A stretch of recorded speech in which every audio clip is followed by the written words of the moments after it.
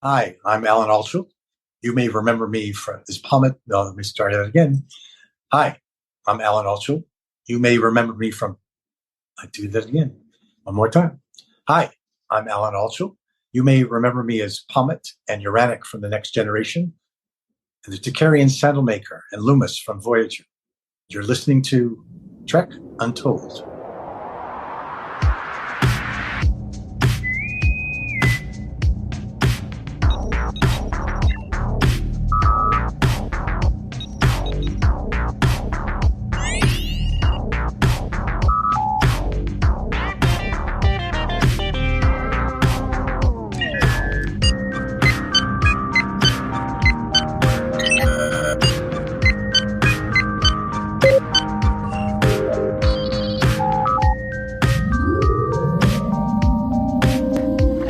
Welcome to Trek Untold, the Star Trek podcast that goes beyond the stars.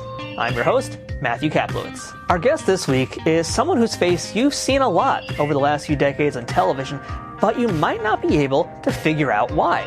If you search for his name on IMDb, you would be disappointed to discover how slim it is. But the reality is that those TV credits are not where his body of work lies. This week, we're talking to Alan Altshuld, a performer who spent a good chunk of his career in commercials and on stage. His memorable face and penchant for high-pitched screaming has landed him a ton of gigs for commercials you have definitely seen across this nation, but he's also very much a fine, skilled actor who has spent a lot of time in theaters throughout America, doing some shows that we're going to talk about today, and one of which does have a Star Trek connection. And speaking of Star Trek, you've seen Alan 4 times in this franchise. Twice on The Next Generation, and twice on Voyager. You would have seen him first as Pommet on the episode Starship Mine, and Uranic on the Gambit Part 1 in TNG, both times wearing a ton of makeup. And later, he was a Takarian Sandalmaker in the Voyager episode False Prophets, this time without any of the makeup, but hey, they made up for it in his last Star Trek appearance, which was as the Catati alien named Loomis from the episode Day of Honor. And boy, did he have a lot of makeup in that one. I'm proud to say that Alan hasn't actually done a lot of interviews, and even less so, talked about his experiences on the sets of Star Trek. So when I call this show Trek Untold today, this is one of those episodes where it's very much the truth. We uncovered some never-heard-before stories about Star Trek here, and there's a few fun surprises along the way in this interview that I don't want to spoil for you, so stick around. Oh, and by the way, as it also turns out, Alan auditioned for a major role on Voyager, and he actually got pretty far along in the audition process with it. But you're going to have to stick around to see who he almost was on board that Intrepid-class ship. So stick around and maybe grab yourself some Little Caesars pizza, you'll find out why in a little bit, and get ready to meet the one and only Alan Altshuld. But before we begin this week's episode, I want to remind you to follow Trek Untold on Twitter, Facebook, and Instagram at Trek Untold, all one word. You can get show updates, check out some fun memes, and let me know what you think about what's going on with the current events in the Star Trek universe. You can also support this show directly on Patreon at patreon.com/TrekUntold, where you can support this show for as little as $2 a month. At higher tiers, you can listen to the shows before they come out, know about my guests well in advance, and even have a chance to ask them questions, get transcripts of these episodes to make sure you get all the info, and more benefits coming soon, including watch parties and live streams. But that's all dependent on more fans like you coming over and letting me know you want to be a part of events like that. If you want some Trek Untold merchandise, check out our store for gear and apparel, including shirts, hats, stickers, water bottles, notebooks, and a whole lot more. New designs will be added throughout the year, so it's always worth taking a peek. Trek Untold also has an Amazon shop where you can peruse everything Star Trek, sci-fi, and geeky on Amazon in one convenient location. If you're looking for a gift for the Trekkie in your life, or maybe want to see some of my favorite non-Star Trek things that you can get for yourself, check out the link for my Amazon shop in the show notes on the audio version and in the description below this video on YouTube. If you're listening to us on iTunes or any other audio platforms that allow for ratings and reviews, please leave us a 5-star rating and a positive review to help out this show. If you're watching it on YouTube, don't forget to subscribe to us at youtube.com/TrekUntold and give the video a thumbs up and a comment. All of these things help more people find this show and to continue growing and bringing you awesome guests each and every week. Now, without further ado, let's beam in this week's guest. Computer, access interview file. And welcome back to Trek Untold, and now joining us on the other side of the screen, we have Mr. Alan Altshuld today with us. Alan, how's it going? Going well, thank you. Good to be here. It's really cool to have you here because I don't think you've done a lot of these interviews before, and I feel honestly pretty honored to actually get you here because you've had quite a career. Well, it's been long and it's had its ups and downs, but it's still going. I'm still doing. I've had as I said, peaks and valleys, and now I'm getting to the point where I took a hiatus. I was doing other things, and now I'm ready to get back into it.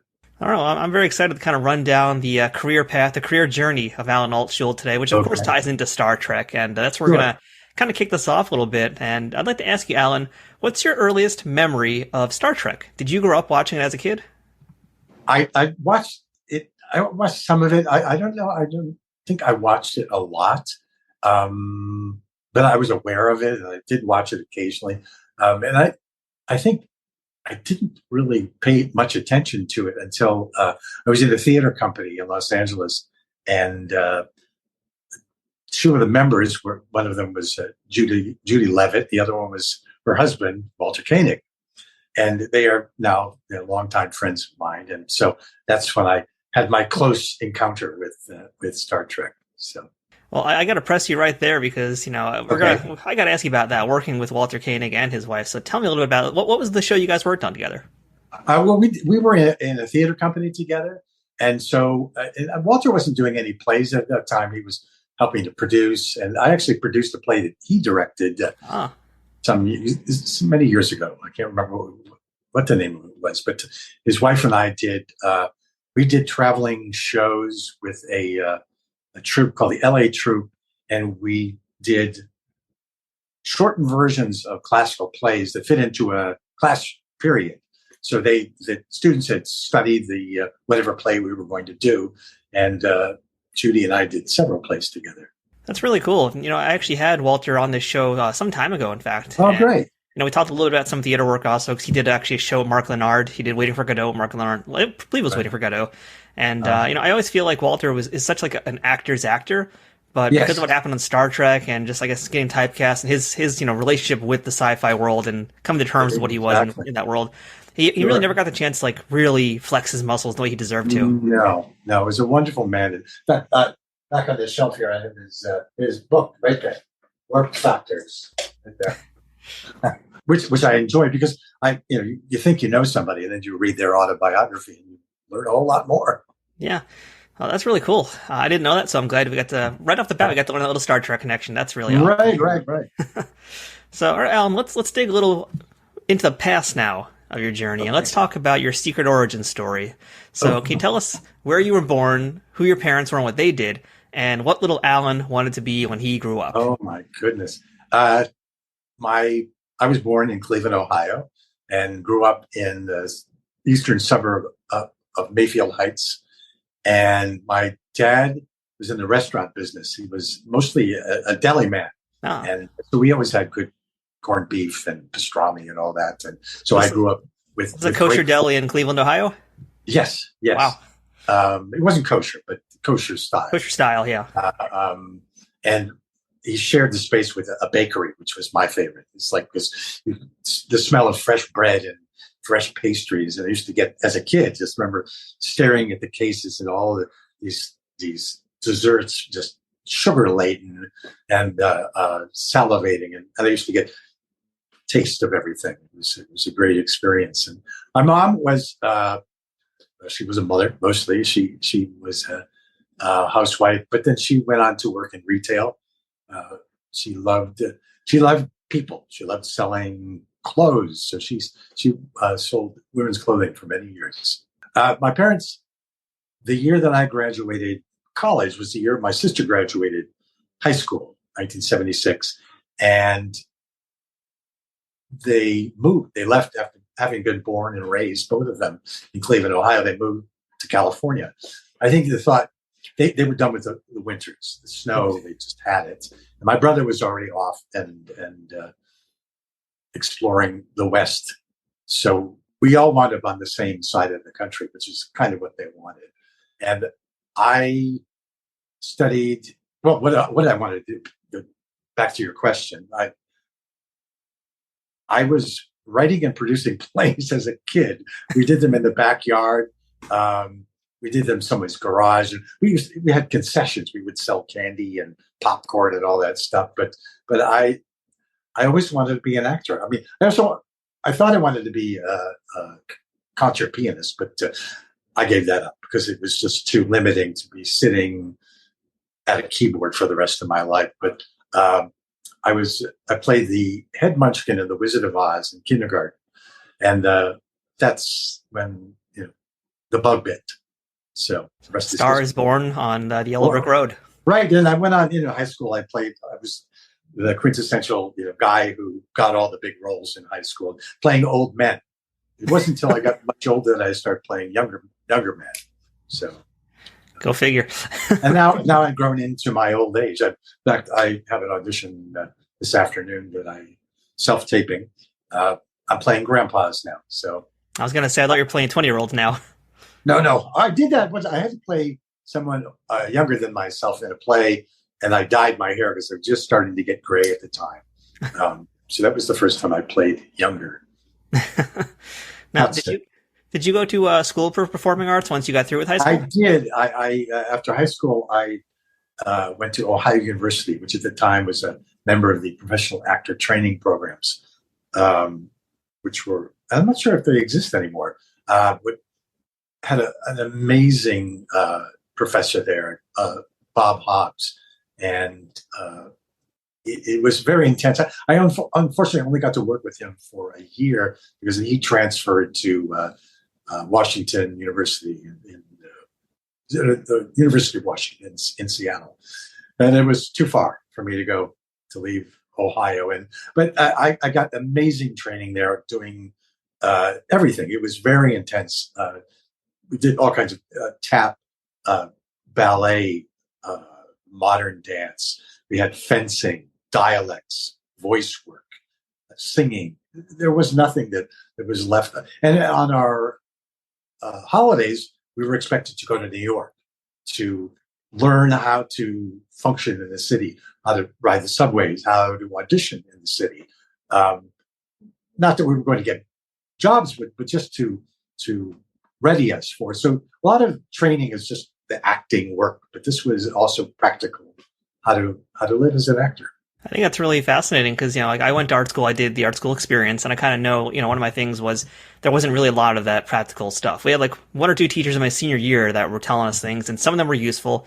Like one teacher told us really great things about how to be professional. The other one kind of inflated our heads with nonsense. Like, right off the bat, you can charge this much money for a gig. And I'm like, I've still never charged that much money for a gig.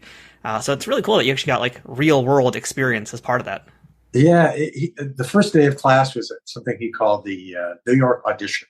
So it was going to be, it was the worst experience. It would be the worst experience of your life. So it was just preparing us for what the world, or it would be the best experience. 3 people within the first month quit the class. And I think they were all grad students. There were undergrads and grads in that class. And he was tough. But I learned so much. I mean, I remember just as if it were yesterday, these auditions where he asked me to do a monologue from a play that I had done that year in college. And as in the middle of the monologue, he stopped me and started reading off all the dialects I had written down on my resume. And he wanted me to change the dialects. The dialects every time he said British, Spanish, Israeli. He would just yell them out and want just to see if he could, rile me or just get me messed up. And he did. But I just went with the flow. And one time he said, "Do you have legs?" I said, "What?" I said, "Let's see your legs." So I had to roll up my pants, and he said, "Okay, continue the monologue." And I started to unroll the pants. He said, "I didn't say to roll them down. Put them back up." So he had me do this monologue, changing the dialects every other line with my one pant leg rolled up. So it was an experience I've never forgotten. So, but I did learn how to act too. Yeah, I mean, it sounds like it's one part acting, one part improv, and also one part just learning how to survive, literally, and to cope. Right, and he was not himself. He was playing a role. He was playing a role of this jerk director. He chose one person in the class, and this beautiful woman who's still in theater. And he looked at her and said, you don't have to do anything. You don't need to audition. You're exactly what we're looking for. And she really wanted to do her monologue. She wanted to audition. No. It's fine. You are perfect for this. And he just went overboard. So, and then some of the people just got the worst of him, and she got the best. And she was very frustrated by it. So is it fair to say that most of your career has been in theater more so than on TV and on film? Well, let's say lots of theater, a lot of commercials. I mean, I made a good deal of my income from commercials, and I'm still making money from commercials. So it's good. I've had the same agents since 1988, and that's an accomplishment in itself. Pretty amazing. And they still support me, and hopefully I'm supporting them. But yeah, it's a fun experience to create a character within the span of 30 seconds, say, or a minute. I've had a lot of good experience. I've worked with some amazing people, some amazing directors who went on to direct films. So you're going to help me out a little bit here, because when I check filmography on IMDb, it usually only has TV and film and sometimes video games, things like that. But for things like commercials, I don't even know where to look. So I'd love it if you can kind of fill me in a little bit, like some of the stuff you did, maybe some things we might recognize you from. Oh my goodness! Well, I think the last one I shot was actually when things started opening up after COVID. It was a big production. It was an AT&T commercial. I think it had something to do with all of the workers, people who were out on the line doing their jobs during COVID. Yeah, all the essential workers. Right. And I played a lineman. I was lifted up in this bucket. And it was shot in an old classic movie theater downtown LA. And it never aired. I mean, they spent millions, they had to, for this experience. And I never saw footage of it, never saw anything. But the one before that was the Super Bowl commercial for Stella Artois with Jeff Bridges and Sarah Jessica Parker. And I played the piano in it. So my music background served me well. And although I'm actually not playing the piano in the commercial, in the background. And so I did well on that commercial. It paid well.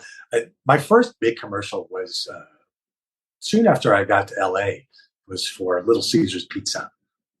I had something about me just elicits people casting me in roles where I have to scream at the top of my lungs. And this was a Little Caesars Pizza commercial where it was called the Vegetarian Society. You probably could find it on YouTube. And there's a room of these hippie-like people. Vegetarians were incensed by this commercial. They wrote nasty letters to Little Caesar because they're selling their all-meat pizza. So I'm just strumming on a guitar. My hair was very long at the time. And this pizza comes moving into the door. So for some people, 5 different kinds of meat on a pizza is their wish come true. For others, their worst nightmare, and the door opens on an office where it says Vegetarian Society. The door opens, and we all scream at the top of our lungs. And I throw the guitar off into the other side of the room, and that was it. And that was my first taste of a national commercial.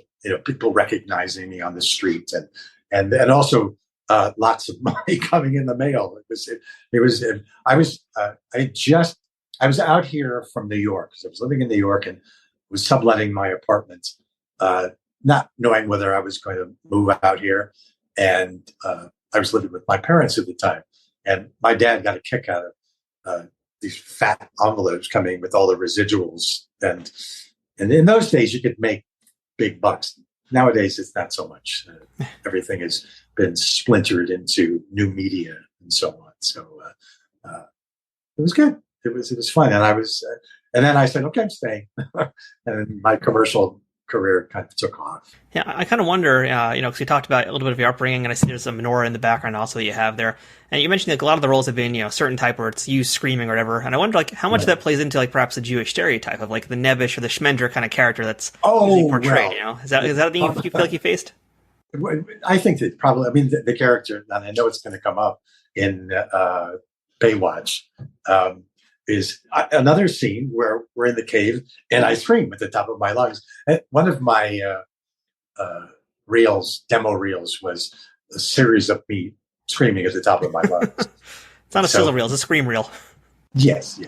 So yeah, I think there's obviously Hollywood sometimes lacks imagination, so they want to.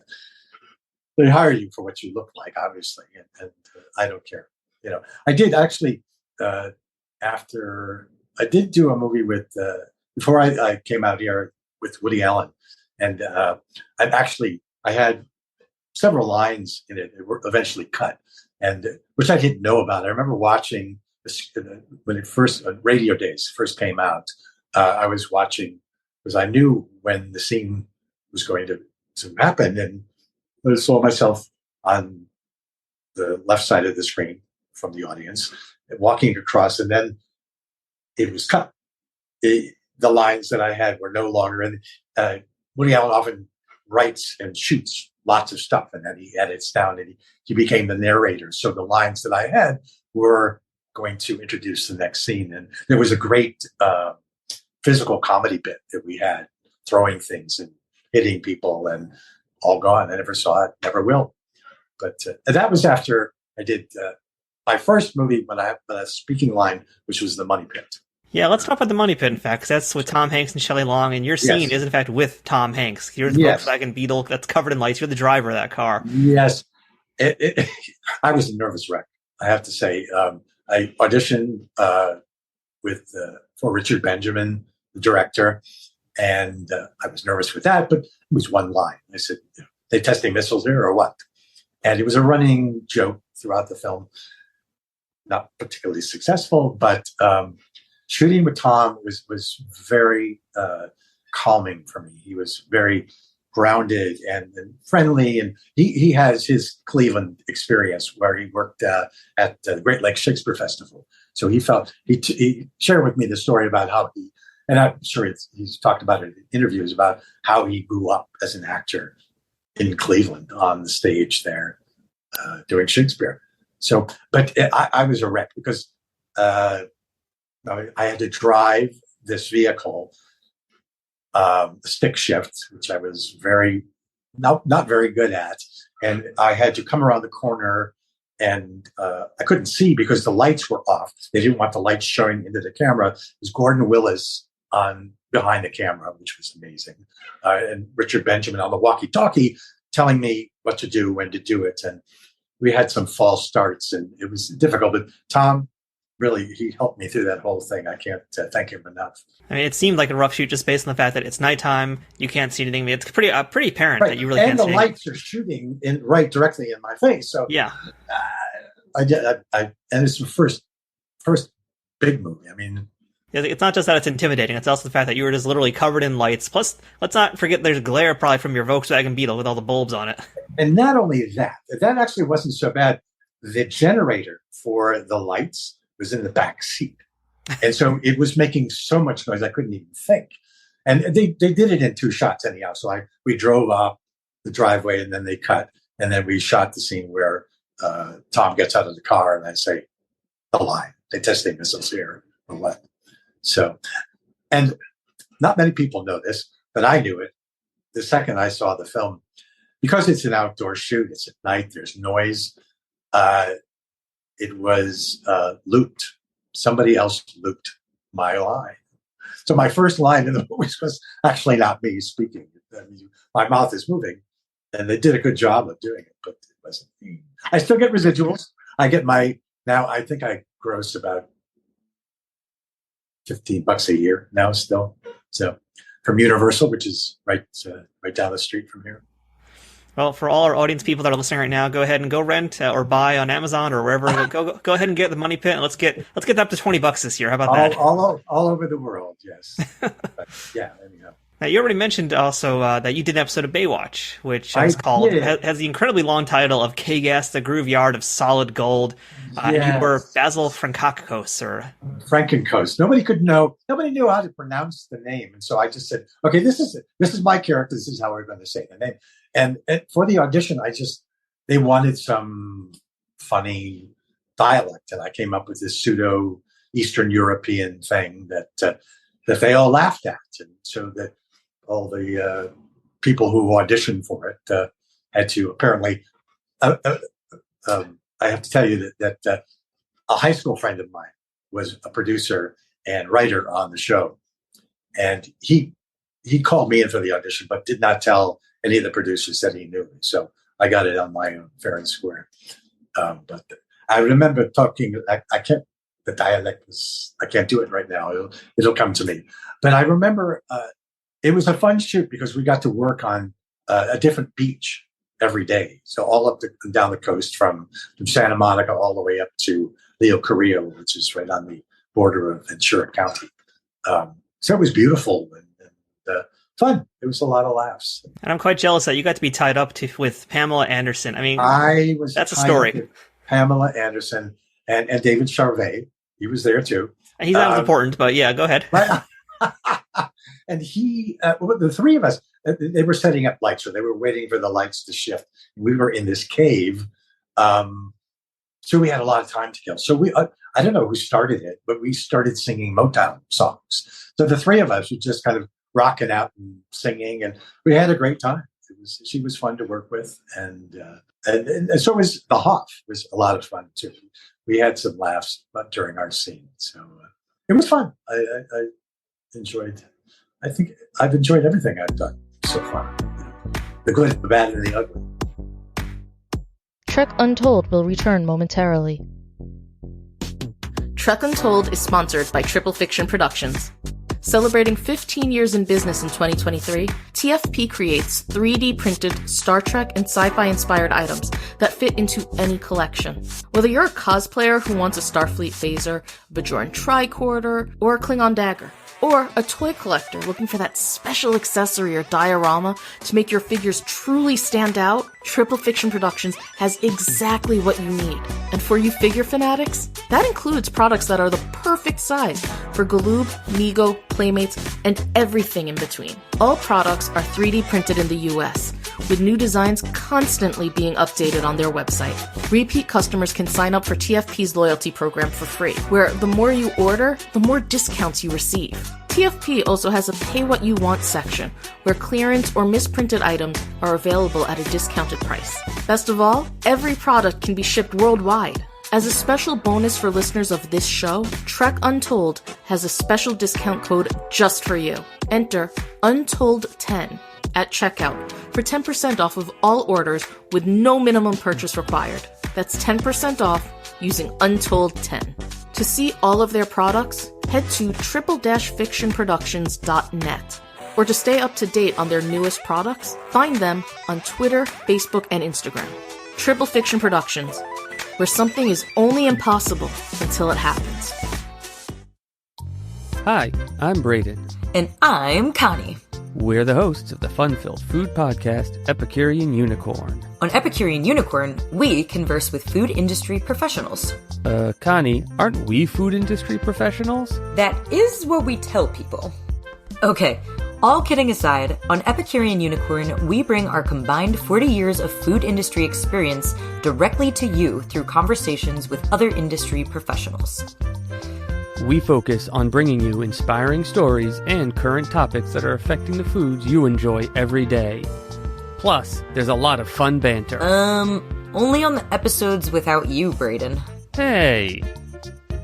If you've ever wondered how to make the best banana sandwich, or if there is a library dedicated to sourdough... Spoiler, there is. Or what the future of sustainability in the food industry looks like... Then this is the podcast for you. Do both your ear holes and your pie hole a favor and check out Epicurean Unicorn, a podcast for food lovers from food industry professionals. You can find and subscribe to Epicurean Unicorn on all major podcast platforms. You can also check out our crazy work adventures on all social media by searching at Parados US. Nailed it. Braden, that's a different show we aren't affiliated with. But Jacques Therese was on episode 3. Check it out on all major podcast platforms. Well, anyway... Epicurean Unicorn, a magical adventure for foodies everywhere. Listen anywhere quality podcasts are found. Bye. That's not how we sign off. Bye. Be seeing you. Bye. Bye. Goodbye. All right, well, Alan, let's beam into our Star Trek discussion, and we have 4 appearances to talk about here in the franchise. So let's begin with the very first one, which is from the 6th season TNG episode Starship Mine, written by Morgan Gendel. He also wrote the very famous Inner Light episode. So talk to us about how you got cast for the role of Pommet, the very interesting, curious-looking alien. Yes, actors sometimes need other jobs to pay the rent. My other job at the time was working retail in a children's clothing store. The owner of the store's husband was a tennis pro, and one of his students was Jeri Taylor. So Jeri Taylor, one of the producers of Star Trek, we met, and I told her that I was an actor, and I already knew that she was a producer and writer on Star Trek. And she says, well, give me your picture and resume, and I'll keep you in mind, and we'll have you come in. And people say that in Hollywood a lot, but she actually did call me in, and I got it. It was a great experience and fun. I mean, how much fun to be running around the Enterprise with dressed in these funky suits. I don't know if you want to see this now. We'll come back to that in a minute. Yeah. Okay. But it was so much fun working with all those people. Some people who later went on to bigger roles in the Star Trek universe. Patricia Tallman was fun. I have, and I wish I had pulled them out, but some photos that we took on the set, just hanging out, having fun. And I can't remember the other fellow's name. Anyhow, it'll come to me. But it just was, it was so much fun. And to get the whole scene where I got shot in the leg with a crossbow by Picard was, although I didn't work with him because it was done in separate shots. There's a side story here. Paramount every once in a while they do auction off their costumes. And I received a fan letter from a fan in Arizona, I believe it was. There were 2 costumes. There was the costume, the hero costume, and then there was the stunt costume. Because they had to cut a hole in the leg where they would attach the arrow because it was screwed into my leg. And so this gentleman had purchased both of those costumes and put them on mannequins in his home office. He said he wanted my picture and my autograph, and I sent it to him because I thought, why not? So that was kind of fun. Yeah, that is really fun, and also the fact that you're basically an internet meme. There was the old Skyrim meme of I used to be a guardsman until I took an arrow to the knee. You used to be a starship terrorist until you took a crossbow to the knee. Right, but how much fun? I mean, how often? I mean, I don't know. It wasn't the arrow who killed me. That was because I believe that nobody dies. I think you were just paralyzed due to some poison on it. Right, yeah. and until the Barian suite came through. Yeah, I can't believe I remember that. And that's what got me. But how much fun to essentially play dead. That stuck in the leg with that, and some of my movement training from college came in handy, and to fall and perish. So, but it was fun, just crawling all over, up and down the ladders, and it was. I could have asked for anything more there. It's great. Now, you already alluded to this a few moments ago. In fact, you have something, and so let's talk about that. So you got to be an alien, so you got to have, of course, the alien makeup. You got to get all specially made and everything like that. Right. So talk to us about this makeup and what that process was like every day. Of all the makeup jobs that I worked on Star Trek, this took the longest because it was a partial prosthetic, and they had to blend it into my skin because the camera picks up everything. So it took the first day because they were just figuring it out.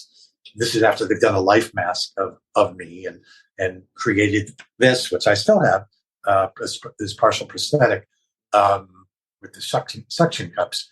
But it took 5 hours the first day. Wow. And it took a good hour and a half just to remove it because they were going to reuse it. I can't remember if this is the one we used all week long or not. It may be that there was a backup, but I think this might have, because they had no use for it, which is why I have it now, because it was done.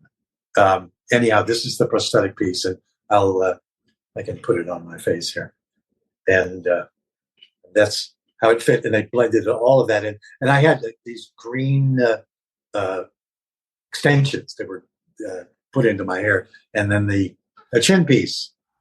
I do this, and I do this. That was me, the old tentacle face. That's amazing. So that was fun. But again, I remember the makeup people. Again, I'm getting to work with Michael Westmore. I mean, he's legendary. His family is legendary in Hollywood. And the artists that worked on that show and on me were amazing. And they kept saying, "You're so patient. You're just sitting so quietly for 5 hours." I said, "I'm making a lot of money doing this, and I'm having a great time. So I'm going to complain? No, I'm not going to complain." I'm shocked to hear that was actually a 5-hour makeup job, 5.5 hours. That's deceptively complex. Well, yeah. And they obviously had to get it down because they've got producers looking at the clock and knowing that I need to be on set by a certain time. Yeah. So, and it was great to my first big guest star on a show. So that was a big deal. Now, I had read that Michael Westmore said the makeup was originally supposed to be a fuller face treatment. Would it be even more makeup on your face? Do you remember doing any test makeup or anything like that, or knowing about that beforehand? No, for this character. Yeah, for this character. Yeah. Oh, I wasn't aware of that. I mean, they probably. I mean, because the two other aliens I played were all complete prosthetic, just over the head masks, which were easier to do. Harder as an actor to function. But I also, one of the things that I studied in college was mask work. So I was able to use my body I know how to emphasize the parts of my prosthetic that would move. So I think that helps. Now, we already mentioned Patricia Tallman, who, by the way, she's also been a guest on this podcast. So anybody who hasn't heard the episode, go back and check it out. It's really good. I've already seen it. Yes. Oh, wonderful. Yeah. So it's Alan Altshuld approved. So make sure you check it out, too, if you're listening. Please do. Yes. And that episode also has Tim Russ went on to be Tuvok. You got Glenn Morshower, who was a track regular. That's the name I forgot. And Tim Desarn, I don't know if he played in any of the other episodes. He was the other one. Yeah, so it's a fun cast, and we did mention Patrick Stewart is there too. He wasn't shooting you with the crossbow, but right. I believe you still did get to do a little bit of work with him, right? I mean, did you get to hang out with him all offset? I mean, how was he? To the side, and he's an actor. He's a guy. Yeah. We're all working together, and there were no errors. He was all of the guest stars were terrific to work with. They really were very supportive. And I worked on shows where that hasn't been the case because you're a guest star, you're coming, you're working this week, and then you're gone, and they want to work with the people they know, or they don't want to work off camera if you have a scene together.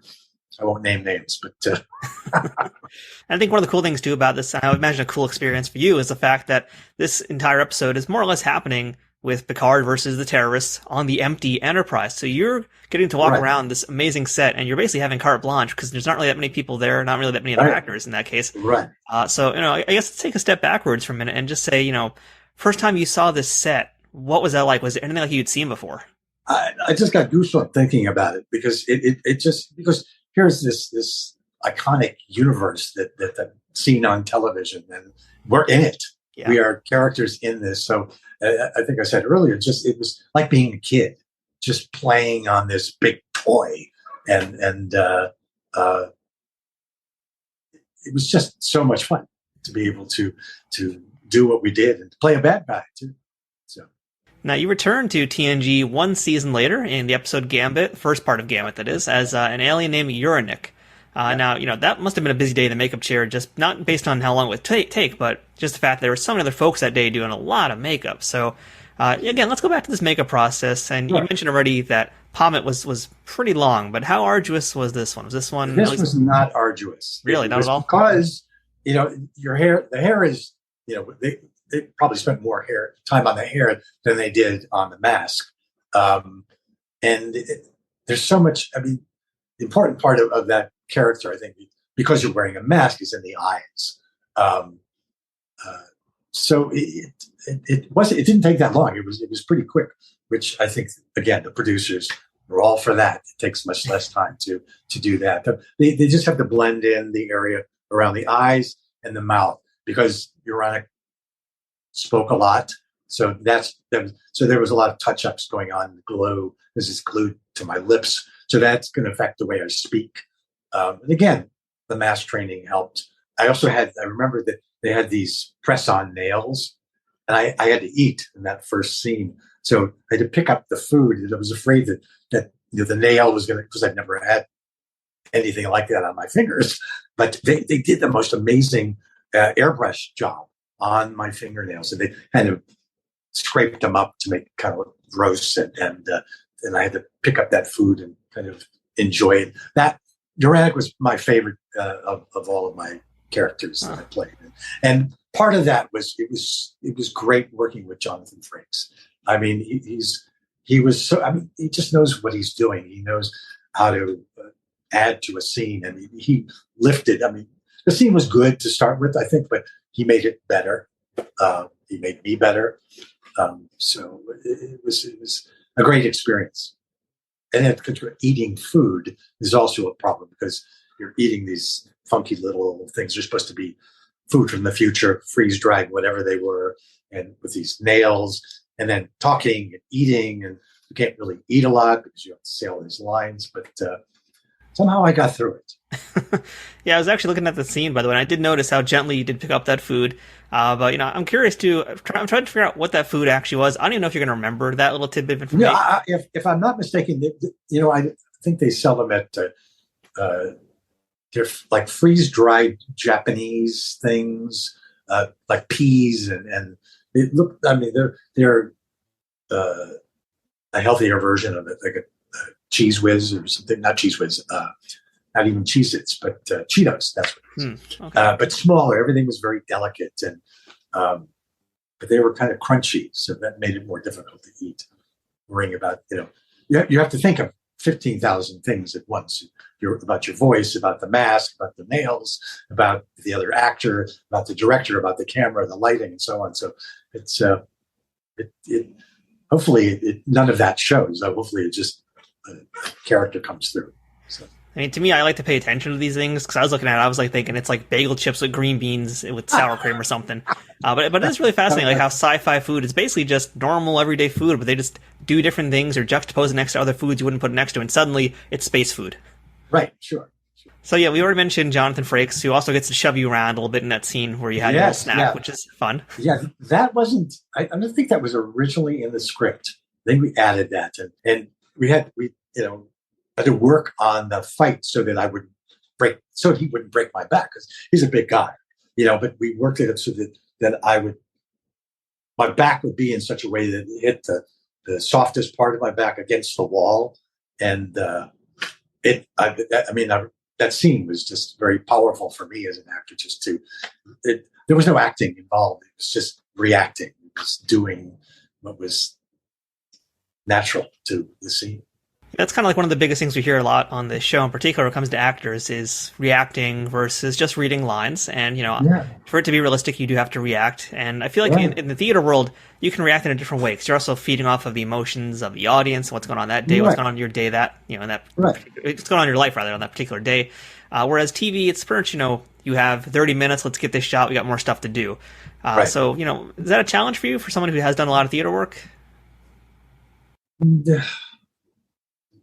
No, it wasn't. It's an adjustment. I mean, in the theater, you have to project. I just did a play in December, and I had to adjust because I've been working so small for so long that, and I remembered how to do it back from high school. That I had to project to the back of the auditorium or suffer the wrath of my director, who was my mentor in high school, who put me on the path. Really, he helped me decide to be an actor. So, yeah. I do want to point out too, the scene you have before being pushed around by Frakes is also one that didn't have Patrick Stewart this time around, but you did have Michael Dorn, Marina Sirtis, and Gates McFadden all in the same scene with you, which is does make for a really fun scene. The fact you've got all these folks together, also incognito playing, which it's a really good scene. I do like that one. How did you enjoy working with those folks too? Everybody, they couldn't have been nicer and more supportive. It was so easy. There were no nerves. It just happened organically, and they were just easy and fun to work with. Now, after your time on the Enterprise, Alan, you transferred over to Voyager, and we first saw you in the Season 3 episode False Prophets as a Tocharian sandal maker. This time, no crazy makeup, right? But also no time on a starship, so a little bit of a different experience. How was that for you? Oh, it was fun. It was fun working without a mask. I mean, the good thing about working with a mask is that they can bring you back. Yes. Because they don't recognize you from other characters. And so I thought maybe this would be my last time just because of seeing my face, although it wasn't. This was the nebbish guy that you were talking about, the poor sandal maker. But again, I had great fun working on all of them, working with the Ferengis, working with Leslie Jordan, right? Yeah, Leslie Jordan and Dan Shore were the two Ferengis. Right. And so it was another great experience. And again, Jeri Taylor facilitated all the Jeri Taylor along with Junie Lowry Johnson, Junie Lowry Johnson. Yep. So she brought me in for several things. And let's not forget too, Rob LaBelle. He was also the Tocharian assistant for the Ferengis as well. Yeah. But let's chat about your scene a little bit here with the two Ferengis, because you're basically on your knees, crawling up these steps, saying your lines. That seemed uncomfortable for me. At least me watching it, that seemed like it wasn't pleasant to do. Oh, well, it was unpleasant. As an actor, it was pleasant to do. I enjoyed doing something like that. As you know, as the sandal maker, it was unpleasant. But he needed to feed his family. He needed what the Ferengis were going to offer. I mean, honestly, I haven't watched it.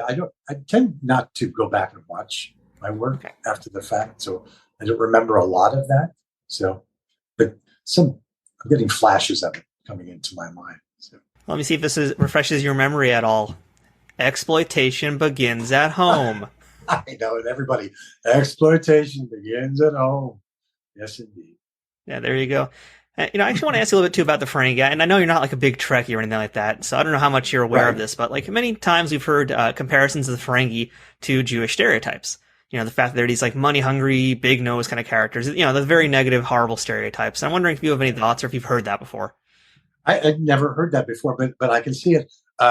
I'm friends of friends, and I've known Armin Shimmerman peripherally just through friends. He worked at the Champlain Shakespeare Festival before I did, way back in the day in Burlington, Vermont. And so we have a lot of mutual friends. And in fact, when I think one of the shows that I was working, Armin was working on Deep Space, and he had me into his trailer for lunch one day. So we were just chatting about our mutual friends and so on. And so yes, I could see that comparison being made with the Jewish stereotype, but I don't think that certainly the sandal maker, I don't know that he was Jewish. He was a nebbish, but... And I should say, too, we've had Armin on the show, and I actually asked him the same question, and he kind of felt that, it wasn't necessarily that it is that specific stereotype. It's because he's done conventions around the world, and I'll tell you the story, too, Alan, since we're chatting about this. He's gone to conventions around the world, and he'll have, in Australia, they'll ask him if it's, based on this person, or he'll go to another country, and they'll ask if it's based on this person. And he always kind of pointed out as it's always like the downtrodden person who's trying to like make a life for themselves. That's who they kind of stereotype it for. So it's an interesting thing. I mean, that's where we felt it landed here in America, but it's always been kind of like that downtrodden person trying to claw their way up. And I always feel like maybe the Ferengi is more like the American dream. It's kind of like the immigrant story. And it was kind of caricaturized in some ways, but ultimately did grow into more of a three-dimensional kind of thing. But that's getting off the topic here. That's getting into some Trekkie nerdy stuff here. But yeah, let's talk about your final experience in Star Trek, and that would be one season later again of Voyager. That episode is Day of Honor, and you came back as a Catati alien named Loomis. So again, I'm surprised you're telling me that makeup was not as horrible as what you did for Pommet. No. It's because they're not blending anything. It was again, it was the eyes and the mouth. They have to glue that up, and the neck. That neck was a little more difficult, I think, to blend into my chest than say, because Uranic was bundled up, I think. So, but no, it really, it was a lot of stuff. It's a big head, but no, it didn't really take much time at all. And I love working with those guys. They were a laugh riot. They really were a lot of fun. Yeah, I'm surprised too, 'cause we're talking about just getting the makeup on and off too, and that was like a giant helmet that you're wearing. That's a giant piece of mask there. Yeah. How sweaty and uncomfortable was that? I mean, did that matter to you at all? It is sweaty, uncomfortable, and you try when you're off camera to get near some air to just blow on it to dry things up, and there are people around to towels and whatever you need to touch up the makeup. But again, like I said earlier. I was having so much fun, and it's so great to be working, and sweating is the least of my worries. So I'm going to throw something at you that's, again, a little bit nerdy in that same vein of what I just mentioned moments ago about the Ferengi, but not quite. So, also on this podcast, just interviewed a guy named Michael Krawick, and he played the other Catati alien that's in this episode. Okay. And I don't believe you guys ever crossed paths, because I think he shot all the scenes solo, so I don't even know if you're aware, but, there's a Star Trek, I guess, compendium or some kind of companion book where it basically refers to them as if they're one character, even though they're two different characters. Mm-hmm. So I don't know if you remember anything about this. I don't know if you remember an introduction or anything where they say, "Hi, I'm this character. I'm Loomis. I'm not the person you just saw." I don't know if do you remember anything like that? Okay. Nothing like that. No. I mean, what I remember from that episode was working with Jeri Ryan. Yeah. And she was terrific. It was her first big thing, I think, in Hollywood. Her dad was on the set. He was very excited to be there supporting his daughter. And she was fun. She was great fun to work with, as well as the guys. Yeah, and I wanted to also compliment you as well on some of your acting in this one, especially your body language as this character, Loomis. I feel like you really showed off some of the amazing emotional and physical toll this alien has been through. Yeah. And, you also did a lot of fantastic acting with your eyes through that makeup. Like, you made it just feel like a very sympathetic character. Everything you were doing was really wonderful. So I don't know, again, how much you remember of that performance, but walk us through how you went through this character. It's interesting, just because I haven't really revisited since back then. And now that we're talking about it, it does come back to me. That was very difficult for me, that scene where, but like all characters, you have to sympathize with them, whether they're perceived as a bad guy from outside or not, but you can't play a bad guy. Just to play this guy who's caught between the rock and a hard place, and he's doing what he has to do to survive. And it was very emotional. I had to rein it in a little bit. I found myself doing some things that were involuntary. It was like, okay, what was that? Where did that come from? But it was very emotional. Loomis is really an interesting character to look at, because he's not like pathetic at all, but he's just very much like, I'm trying to find the right word for it, but there's, sympathetic is the first thing that comes to mind. Just everything about him is very much like he wants to be helped. He needs the help. He needs to help his community out there. And everything about him is just screaming like, please help this poor, pitiful person. Right. But he's willing to do whatever he has to do, even if it's not so cool. Yeah. So, little known fact, I've forgotten. What was the show that followed Deep Space Nine? That would be Voyager. Okay, then what was that one after Voyager? Enterprise. Enterprise. Which one was I think that was it. The holographic doctor? The holographic doctor was Voyager. Right. It was... No. There was Robert Picardo. Yeah, that's in Voyager. It was Voyager? Yep. Wow. I thought it was another series. But anyhow, they were having a hard time casting that role.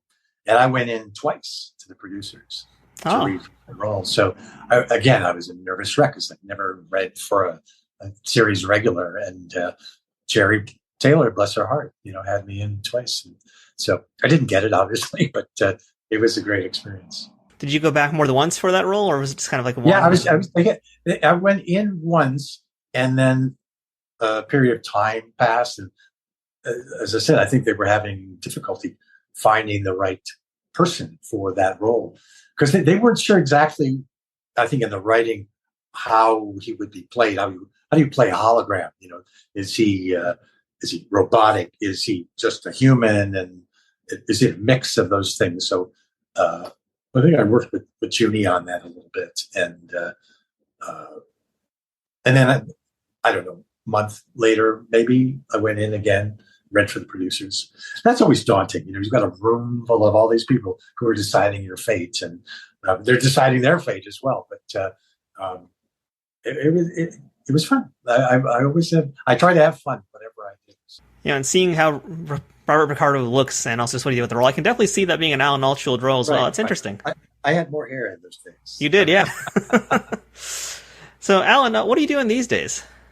I'm getting back into. Like I said, did a play in December in Springfield, Missouri, with a dear friend of mine. It's a 2-person play. I haven't done a play in about 10 years, and there are only 2 people in this play. It's called Souvenir, about the life of Florence Foster Jenkins, the socialite singer, quote unquote. Meryl Streep played her in the film of the same name, Florence Foster Jenkins, and I played her accompanist. So there's 2 people. So the first time in my life I got to act, sing, and play the piano on stage. I was on stage nonstop for 90 minutes. I'm happy to say that I can still remember lots of lines. And so getting back to theater was really wonderful. It was a strange experience because of COVID. So the audience was not as full as we would have liked it because everybody had to be spaced. But it was a wonderful experience working with a dear friend of mine I've known for many years, who's an amazing actress and singer.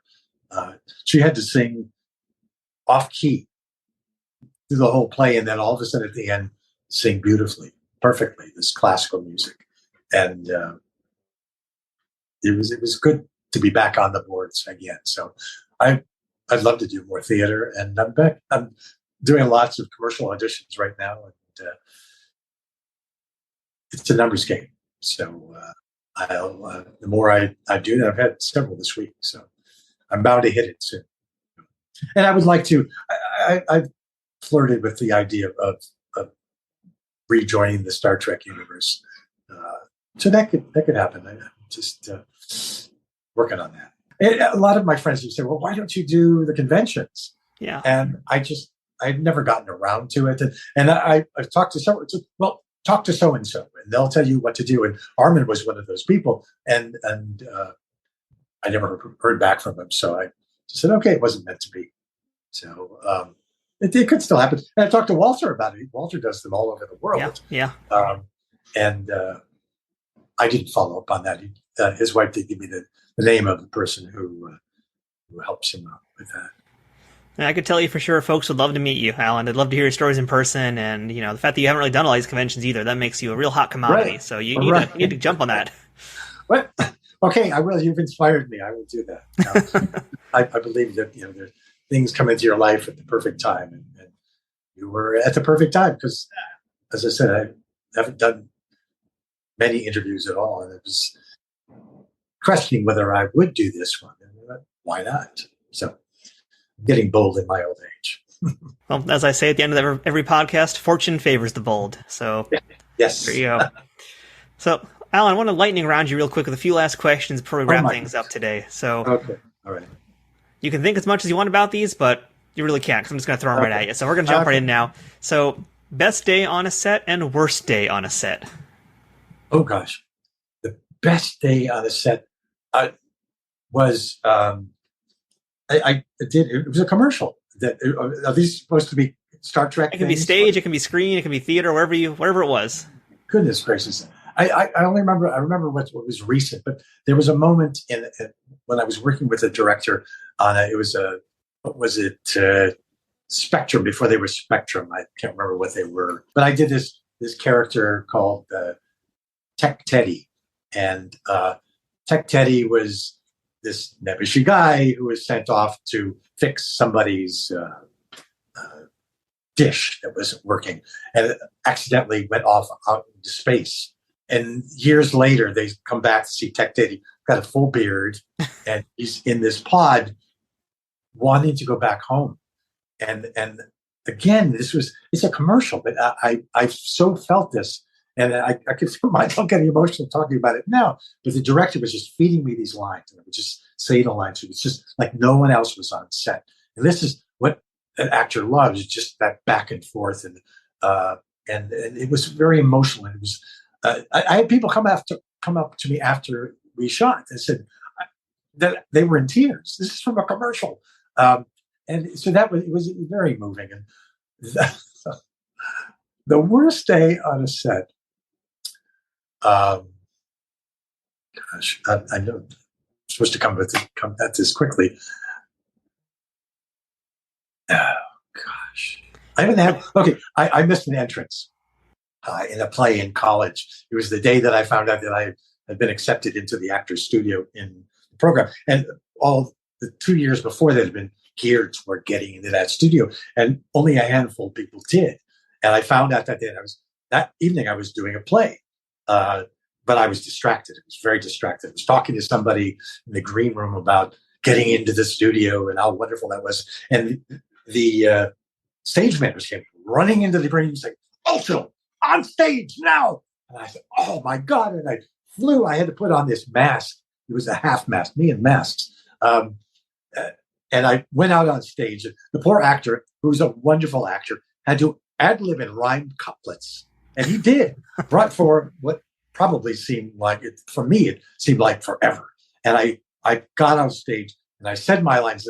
As we had these real candelabras up overhead, and the one over my head was dripping wax. So I was saying my lines, and the wax was dripping on my head, and I just had to say my line and get off stage.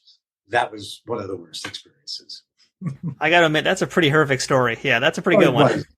And I'm still in contact with that actor I left on stage, and he remembers it exactly as I do it.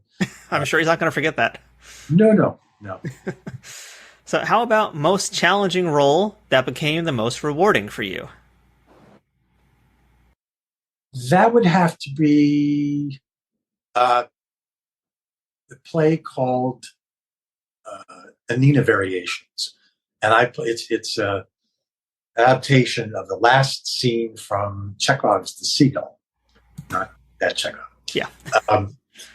And I played the writer, Treplev, throughout the play, and I had 3 different women playing my Nina at different ages.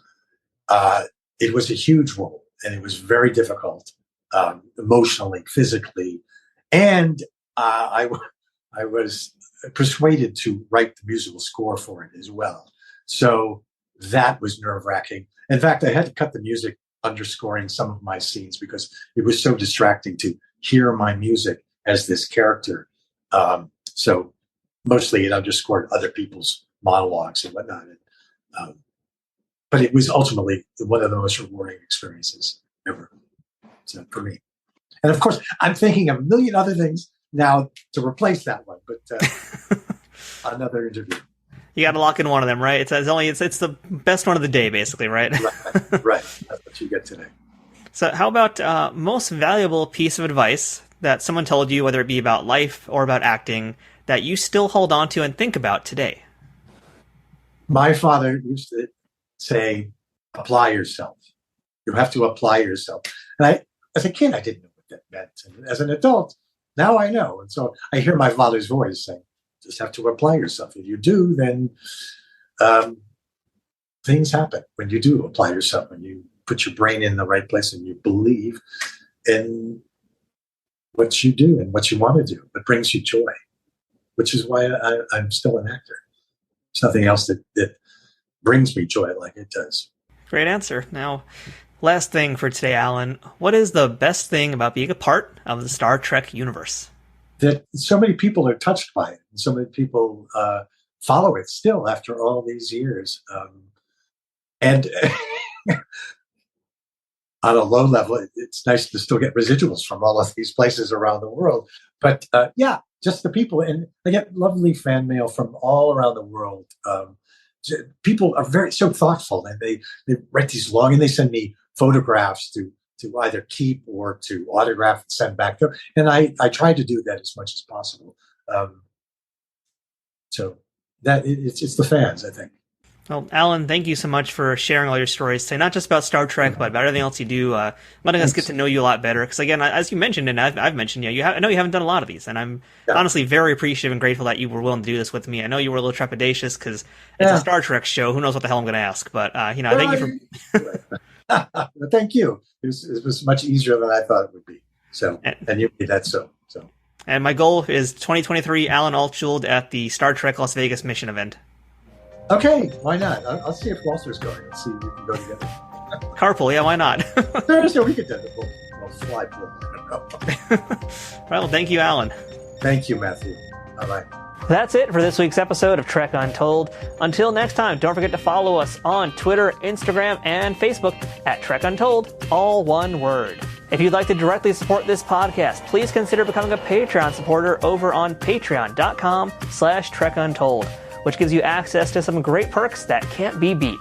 Or pick up some merchandise from our store, or use my Amazon shop link to check out all kinds of different Star Trek merchandise. Links for all these things are in the show notes. Shout out to Triple Fiction Productions for being a key sponsor of Trek Untold. Don't forget to check them out and all of the fine folks whose ads you've seen or heard on this podcast too.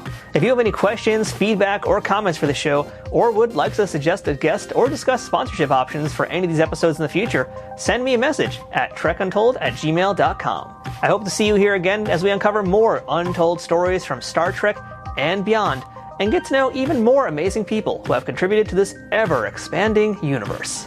Until next time, I'm Matthew Kaplowitz, and remember, fortune favors the bold. Trek Untold is sponsored by TrekSphere.com, promoting fan-produced Star Trek content in all forms, is powered by the RageWorks podcasting network, and is affiliated with Nerd News Today.